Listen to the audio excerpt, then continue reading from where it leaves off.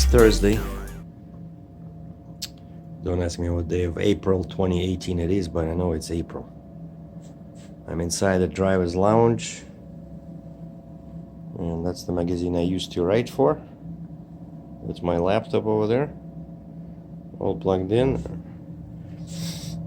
And I came with a trailer, and I dropped my trailer, so you see my Terminator parked next to the blue T800.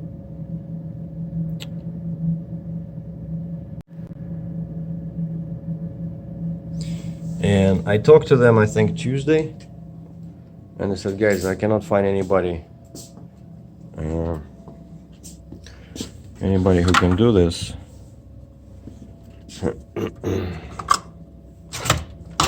And so I said, I have to come to you to retorque my suspension. And I said the word retorque, and then I said the word suspension, right? And the guy says, well, it shouldn't take too long. We're busy tomorrow, Wednesday, but you should be okay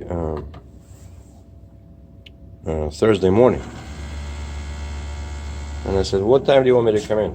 Oh, well, we open at 6. I said, I'll be there between 7 and 8. How's that? The guy says, that's good. And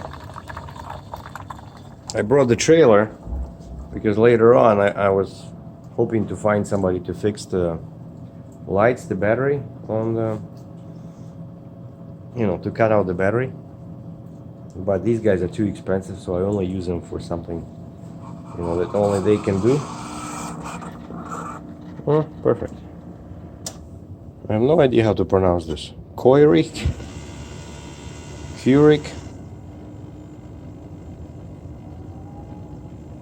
Come on, open up.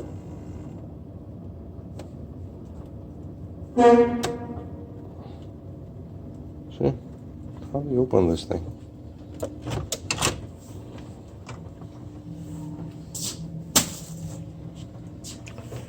So anyway, so I'm here.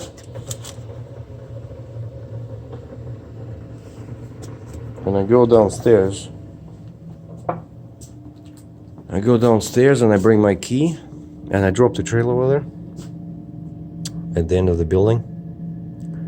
And I bring the key to the front, and the guy says, okay, so, because I guess he was checking appointments. He says, okay, so you're here for retorquing, right? I said, yeah. And so I give him that little sticker, It says new way suspension, tells you the 6 positions, 6 fasteners that have to be retorqued. It tells you exactly what each fastener is, like a little table, right?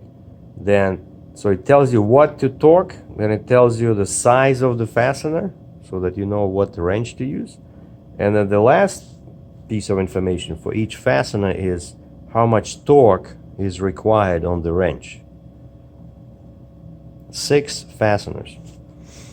And this guy, he looks at the sticker, it's like a sticker like they put on an axle or something. It's just that these guys did not attach it, so it still has that peelable white paper in the back, right? And so I just brought it with me just to show them what I'm talking about. And this guy looks at it, and somehow he's staring for a very long time, and then he says, so we're not retorquing the wheels? I mean, I wish I was making this stuff up, I said, if I needed my wheels retorqued, why would I come to Kenworth, like when I have perfectly fine Cal Tire in Cambridge that can do it for like pennies on the dollar, well, I don't know, but the appointment on the computer says retorquing the wheels. I said, no, that's not what I talked about. I said new way suspension retorquing. And the guy keeps looking at this. Well, I'm sure we'll be able to figure it out. And I said, is this a warranty thing, or do I have to pay for it? I'll have to ask. So anyway, so I'm here, and still didn't have my check, so I'm hoping to get paid today. But that's the thing when dealing with big companies, you know, they have a very complicated system of approvals. There's like a chain of command, you know, that thing has to go through, like many managers. Like when you're dealing with just one guy, right, it's one thing, like small business. The guy says yes, got the check, right? But here, a very big company, lots of levels, you know, even though everything was pre-approved, but it takes time. So hopefully I'll get it today, so then I can go and buy some toys and relax a little bit. But for now, that's what we're doing. We're doing the retorquing of the wheels, retorquing of the suspension.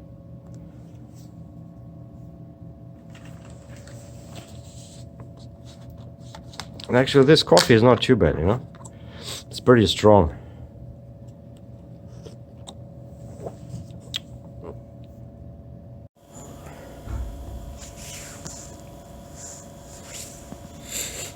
Well, I'm sitting here looking at the load board. Checked my load board, the American one, and there's a couple of loads, but the rate is not, you know, high enough. And there was one wheel loader. Like, I know these machines, right? I'm very comfortable with them. I know they will fit on my trailer, you know, drop side rail. It's perfect. It's a wheel loader, right? But it's 66,000 pounds, you know, it's like a big one. And the guy is paying, you know, not enough. So anyway, I found his email. I sent him, I said, okay, I can do it Monday for this much money. And I just added, I don't know, 20%, I think it was missing. Because what I counted my axles, you know, basically I took the weight of the machine, added my empty weight, and then I figured how many axles are required, and based on that, I sent him my email. Now, why I'm saying this is because, oh, and there was also a load on the way back. Oh, and these guys have good credit. The guy with the wheel loader, I checked their MC number on my factory company's website. Green light, you know, approved. Wow, you don't see that too often, you know. And then I see right there in this one was going to Pennsylvania. There's a excavator coming back, you know, beautiful. So you can do like 2 trips and, you know, make some good money. That one was paying, you know, okay rate. But I copied the MC number, went to my factoring company's website. Everything is in yellow. The decision is deferred to your account executive, and based on my experience, that always means no. Basically, they are on a special watch list. No good, you know. And so, if for me to do that load, I would need either a full prepayment, like I did it before with one company, you know, like actually they offered it themselves. They said, when you load, take a picture of the machine on your trailer and send us that picture, and as soon as you do, we'll initiate the ACI, you know, like wire transfer. Okay? Because they know they have bad credit, right? Or if there's a check at the consignee, you know. Somebody sent me a text message over there. But, you know, I'm not in a rush, and I said, yeah, Monday. I said I could do this Monday, and then I posted my truck on the load board as available for 150 miles radius, you know, of Cambridge, Ontario, going to US, and then I did a second one, because you cannot choose 2 countries. I did the second one, posting truck available going to Ontario and Quebec. And speaking of Quebec, I went to the free land style load board, and there's a load here, pretty much from the same place where I dropped that big forklift. And I cannot believe it. I look at the weight, it says 88,000 pounds. 88,000 pounds out of Quebec during the Thaw DRATCHEV. The rate is not bad. Yeah, the rate is pretty good, but out of curiosity, I know these guys. I worked with them before when I was at Landstein. They know me, or they watch my videos, you know. And I sent them an email. I said, I'm just curious, you guys aware that there's the Thaw in Quebec and the axle weights are severely limited? Like 88,000 pounds, that's pretty much, how much was that thing? The forklift. My forklift was 80,000, right? And I had to get a 2-axle Jeep and a special 4-axle trailer with big spacings, right? So 88, it's even worse. So basically, definitely you need 3, 5, like 9 or 10 axles, you know. Yeah, I don't want to go there. I don't want to go there, and I don't have the axles, right? But I don't know if I mentioned this right yesterday, but I am looking into a small Jeep. Turns out there's a special old design Jeep that Fontaine still makes for a 55-ton trailer, but they say it has some kind of engineering flaws, but they're still selling it. And I had to stop recording because I saw that I was getting a phone call. And it's cool that this phone, I'm recording with a phone, right? LG G6. It does not stop the recording when somebody's calling. I think before I had this problem, you know. Oh, I think it was with the recording audio. Yeah, okay. When you're recording an audio message, you know, sometimes I do that. I think I really recommend it to everybody because it's already built into your phone. Like, you know, if you have a recorder, audio recorder, but you have to tweak the settings to make sure that the file is small, like make sure the quality is not super HD but just basic because it's audio, right? It doesn't have to be super high quality. And so on my phone, I went into that HD recorder and I just I created a custom profile. I was able to do it custom and like very low, you know, low quality voice. And this way I can send 10, 15, 20 minutes of audio to somebody, you know. And the cool thing is that you do it by mail, by email.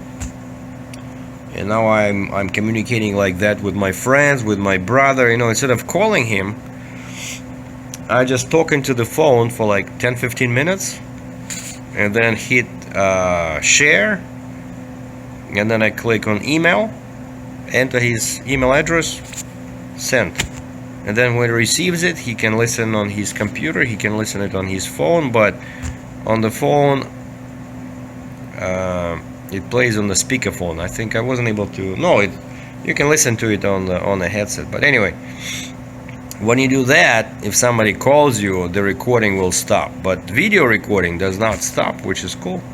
But basically that was a very good phone call. It was a phone call from my customer saying that the check is printed. You know, the check is printed, but it's not signed. So now they're waiting for the manager that has the authority to sign such big checks. No, it's not that big. I mean, but it's just that the last piece of the puzzle is the guy who signs the check. So the check was approved, it went through all these channels, finally it's printed. Now all we need is a little scribble, and then Captain Sergei can take it to his bank and have some fun, you know, which is cool. And so now my truck is in the shop. You see, that guy left his blinkers on. I don't know what's the deal with that. It's probably some kind of a test. I'm thinking they're testing how long the battery will last before shutting down. Never saw something like that. But this is Kenworth, right? They know what they're doing. But next to it was my Black Monster Terminator. It's not there. And you see how much snow it is over there? It's super cold. I was sleeping in the truck. I had to run my bunk heater. my nose was running. I don't know. I think I got a cold, you know, because in Duncannon, PA, it was very hot, really, you know. And then I went in, and I think I slept over there with open windows, and so now I feel I have a slight cold, you know. So I'm drinking coffee, maybe something stronger later. But yeah, so that's good news. And like I mentioned yesterday, I got a lot of things to do, but mainly my main one was this, the retorquing, but also again, like the lights, you know, the lights. I really need to fix the lights on the trailer because I like driving with these lights, you know, and you don't actually have to have them on in Ontario, Canada, believe it or not. Like if you have an oversized load, you don't need the lights. And what I found is that when you have your rooftop lights flashing and you're approaching a scale, so those guys will see you and they'll open the scale, you know. Forget it. Like it's not required by law, so I don't put them on. The only time in Ontario, Canada you need to have them on is if you're running after dark. Like if your permit allows you to run after dark, and there's like specific conditions for that. But if they do allow you, then you must have the lights over there, must have lights on the back, and you also must have lights on each corner of your load. And that's why I never run at night, because you need to have these special lights, like magnetic lights that you can attach, you know. And I only have rooftop and trailer lights. But especially on a freeway, I find that the trailer lights, you know, I use them all the time because they want people coming from the back, right? Like on the freeway, it's a divided highway by definition. So, and I'm driving slow, people pass me from the back, right? And, you know, half of them are blind, they cannot see the flags or the oversized load sign, 10 by 15 feet, you know, but they will see the flashing lights, you know. And so, of course, in that scenario, sometimes the rooftop truck lights help, but often I will have a load that blocks them, right? They cannot see the rooftop lights, but they can see the lights on the trailer. And so I'm really anxious to fix them, you know, but like I said, I'm just gonna... Oh, I called one shop, but the guy's busy. He says, call us like Monday, Tuesday. That's not gonna work because Monday, Tuesday I want to be on the road, you know. So hopefully this guy calls me back, the guy with the wheel loader, and then I can load it Monday. We'll see. Well, the suspension is retorqued, and surprisingly it was a pretty complicated job. You know, they said they had to put the truck, you know, on the jacks, and they had to chain the front axle. So basically you cannot just do it, you know, by crawling under the truck. I thought that's what it was, right? But so they charged me, I think it was like 2 hours labor plus tax. It was like $360 Canadian, which is probably 80 times 3, 240, somewhere around like $270 US. And I said to retorque 6 fasteners, and the guy says no, it's 6 types of fasteners, you know, because I thought it was like 6 bolts you crawl under, and that's, you know, that's what happens sometimes, you know. You're not a mechanic, right? And to you it thinks like it's a very simple job, where in fact it's not. And so yeah, some guy left, you know, I don't know why you guys always note the bad stuff, right? Why you cannot say, hey, geez, how your driver's side light was bright and shiny? No, you say, oh, the passenger side bulb was not working. Like, why are you always focusing on the negative, you know? Like, look on the bright side, don't look on the dark side. But anyway, I did not see that myself, so they brought the truck out, and I asked this guy, I said, people are saying that one of my bulbs is not working. I'm gonna go check it, but if it's not working, you guys think you can fix it under warranty? And the computer system was down, but then they said, okay, since it was installed at the factory and you're within 90 days, they will fix it. So now the truck is inside and they're trying to figure out why that light is not working. Well, my truck is still inside.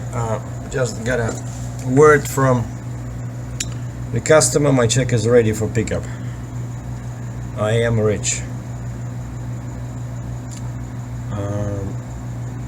Talked to the parts. They said since these lights are mounted on brackets, it's relatively easy to replace them with LED lights. So I said, okay, I'll do that later when I have some, extra cash. But the guy couldn't find out what's wrong in there. It doesn't look like the bulb. It's the wiring, maybe, all the contacts or something. So they're still working on it. And I was talking to a dealer local in US about the Jeep, that small Jeep, but turns out that Jeep is not exactly useful. That's why you don't see them that much, because nowadays a lot of states, they have like requirements, the spacing according to the bridge formula, right? And this 2-axle Jeep, even though it would work with my trailer, but I don't think it's gonna give me any particular advantage in how much I can haul, because states, and provinces, they want a certain amount of feet or inches between the last axle on the truck and the first axle on the Jeep, and that's why you see so many these long gooseneck Jeeps. That's why they need this big spacing, otherwise you don't get pretty much any credit, and this Jeep was 30 grand US, and I talked to my financial company. He says, yeah, 4,000 down, 800 bucks a month.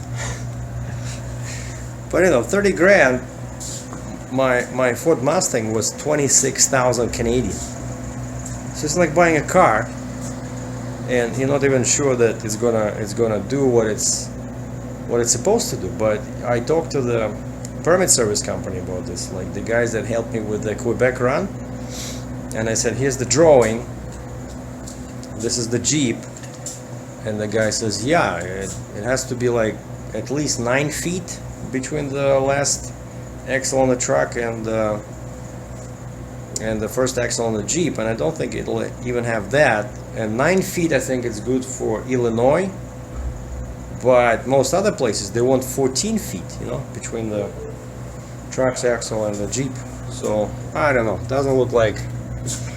And I was wondering, if it did sound like a bit too good to be true, like such a Jeep exists, but that's why you don't see them, because it's a very old design and regulations changed, and so now all these jurisdictions, they wanted to have a longer spacings, to protect the bridges, specifically like a bridge formula,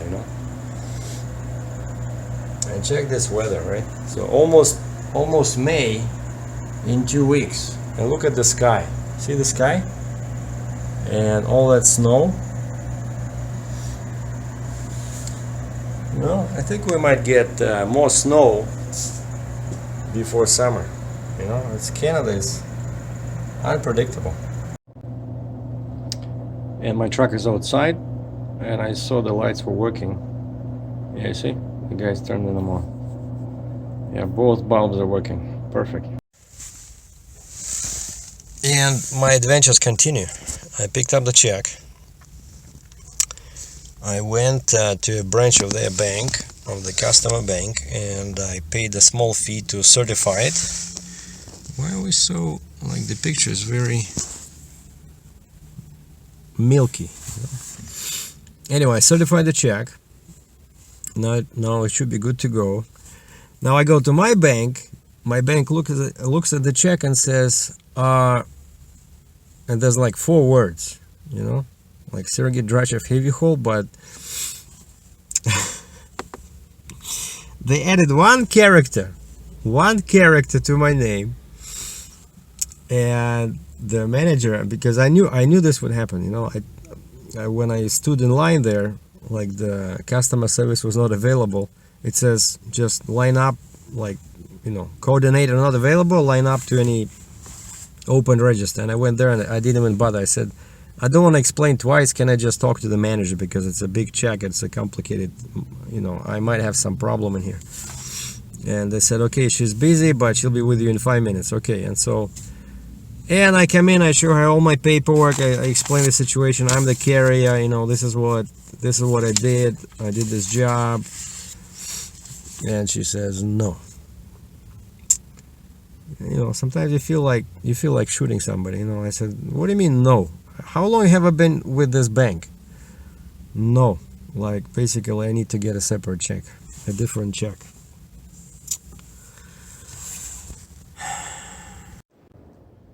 Wow, this is quite a hotel. My guy's over there. And I don't think I ever paid this much for a hotel room before, but kind of celebrating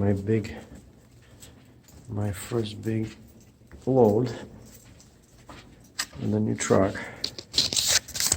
All right, let's see if I can get the keys somehow.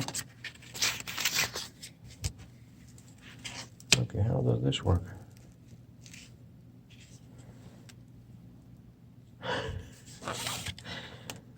What are you saying? You don't want me? Wow. Check this out. I have no idea how this works. That's why it was expensive, because they were saying that this is the like last room. Like, I basically snapped one of the last rooms, and that's why it's a bedroom suite. You know, so it was like over $200 Canadian. Wow, you even have a fan. Hey guys, how are you? We have this over here. Some people are hiding over there. Yeah, this is a big room. And there's a sofa. They were saying sleeps 5 people. And check this out. We have a Philips. Like, how do I watch TV? I usually like to be on the bed when I watch TV. This is weird.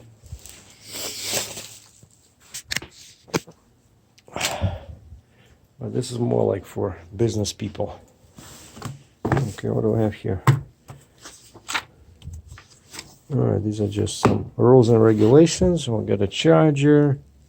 So basically they want me to watch TV from here, I guess. This unit is controlled by a wall thermostat. Alright, where's the wall thermostat? Off! You're kidding me, right?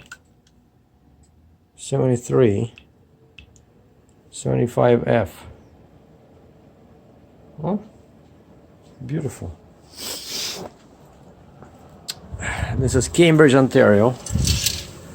And something's happening. All the hotels, I decided to, since my business was resolved to my satisfaction, like that business with the check. And what happened is that I called the customer, and they were able to find the people that signed checks, and they issued a different one with my proper, you know, spelling of my name. And the first one was certified, right? So I paid $30 to certify the first one. And so I went to the bank as I was waiting for the second check, and I explained the situation. I said, I don't want to spend another $30. It's the same check. It's just they made a mistake in my name. Are you guys okay, you know, accepting this new check? And I showed them a picture that I got from the customer. They sent me a picture of the new check. I said, are you okay with my name like this? And are you going to put it on hold? Or because here's the old check, right? Certified and everything. And they said, no, that's fine. So they gave me the manager of the bank gave me the business card. She says, if I'm not here, just tell him you talk to me, and I'll talk to the guy that comes on at night. And I said, cool. And so then I picked up the check, the new one, and I went in there. They deposited it, and I was able to, pay some bills, set some money aside. So now everything is cool. And yeah, by the way, that's a rotating thing. The flashing light, turns out it was not the bulb problem, it was the wiring. And that's why actually, they kind of look, retro, right? Kind of look cool, but that's the thing, because they're always moving, they're prone to problems. And one of them was, today, that's what happened. Like, the guy couldn't find anything wrong with the bulb. He just tweaked it, and the contact, I guess, was a bit loose or something. But anyway, so because those lights sit on their little bracket, it's very easy to replace them with LED lights. And actually, I talked to the parts department. They have them in stock. I saw them there, and I played with them. They were hooked up. I could see the pattern, how they work. And so all they gotta do is just take these ones off and put the LED lights on. But for now it works. Like, I think next time it breaks down, I'm gonna replace them. Because that bracket, that's a big thing. That's very expensive to install those brackets, and since they're already in, it's easy, right? And so this is it. So now I'll just take a couple of more days off, and I sent a message today to one guy about one load, and there was another guy, so a couple of loads. But I was more interested in this check thing, and and then tomorrow I just got notification that my new camera is arriving, and that Sony was a total disaster, right? They keep postponing that new model I wanted to get, that A7 III. Nobody has it. You have to wait a month. I said forget it, so I canceled my order, and I'm getting the same one I had before, and I liked it very much because it's small and compact and produces great images. It's Nikon D7500, and I'm just getting a one small lens, 24 millimeters. So this way I'll be able to do good pictures of the truck with the load, maybe some scenery, some street photography, and I'll get a second lens later, maybe a zoom, for landscapes. So tomorrow is going to be an exciting day. Maybe I'll go, if the weather is good and the sky looks a bit better today, but still lots of clouds. Check this out. But at least the sun is out. But actually, this kind of weather is beautiful for pictures, because the sky looks so dramatic. And I think once I pick up the camera tomorrow, of course you have to charge it. But after that, maybe I'll go to the water, to the river, and try to take some photos. Check it out. Oh, and why all the hotels are booked today, and why the prices are so high? It turns out that this time of the year, there's some kind of a volleyball games, and I saw some kids downstairs, and so all hotels are, booked. If they're not booked, the prices are through the roof. So this monster suite cost me, I forgot, 250 or 240 bucks Canadian, But it's okay. I don't do it that often, but see, you even get a little kitchen over here. Your microwave, huge fridge. It's like a little apartment, If you can pay 200 bucks a day, that's only 6,000 a month. Wow. Check this out.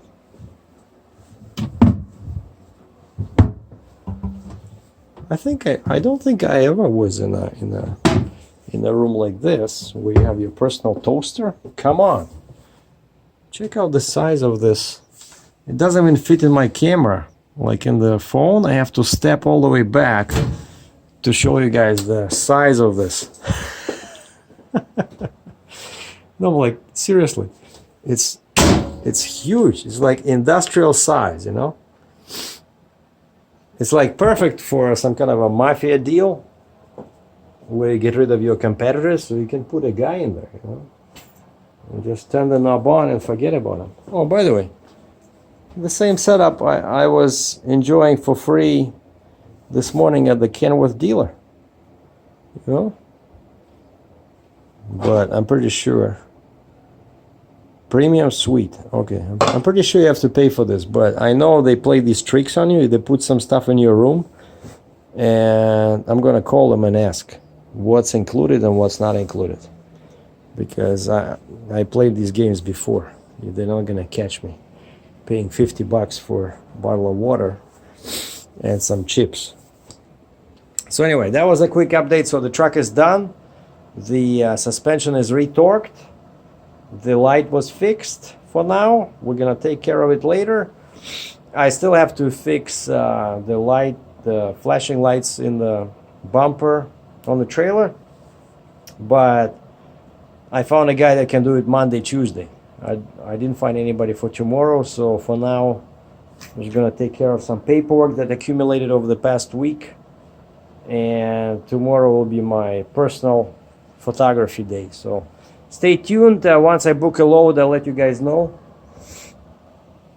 But so far, things have been going good. And we'll see what kind of a freight situation we have next week. Take care. Enjoy the coming weekend. Captain Sergei out.